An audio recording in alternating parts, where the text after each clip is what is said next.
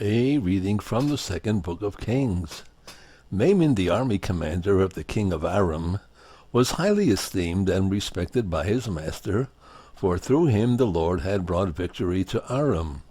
But valiant as he was, the man was a leper. Now the Arameans had captured in a raid on the land of Israel a little girl who became the servant of Naaman's wife. If only my master would present himself to the prophet in Samaria, she said to her mistress, he would cure him of his leprosy. Naaman went and told his lord just what the slave girl from the land of Israel had said. Go, said the king of Aram, I will send along a letter to the king of Israel. So Naaman set out, taking along 10 silver talents, 6,000 gold pieces, and 10 festal garments. To the king of Israel he brought the letter, which read, With this letter I am sending my servant Naaman to you, that you may cure him of his leprosy. When he read the letter, the king of Israel tore his garments and exclaimed, Am I a god with power over life and death, that this man should send someone to me to be cured of leprosy? Take note, you can see he is only looking for a quarrel with me. When Elisha, the man of God, heard that the king of Israel had torn his garments, he sent word to the king, Why have you torn your garments?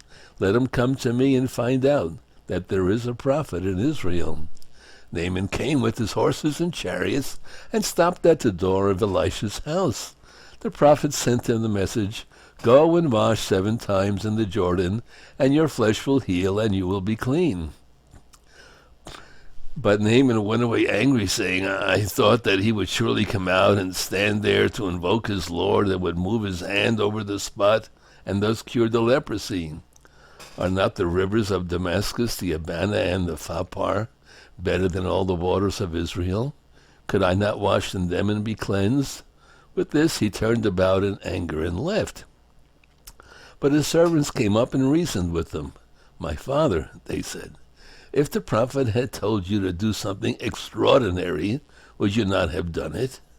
All the more now since he said to you, Wash and be clean, should you do as he said. So Naaman went down and plunged into the Jordan 7 times at the word of the man of God. His flesh became again like the flesh of a little child, and he was clean. He returned with his whole retinue to the man of God. On his arrival he stood before him and said, Now I know that there is no God in all the earth except in Israel. The word of the Lord. Thanks be to God.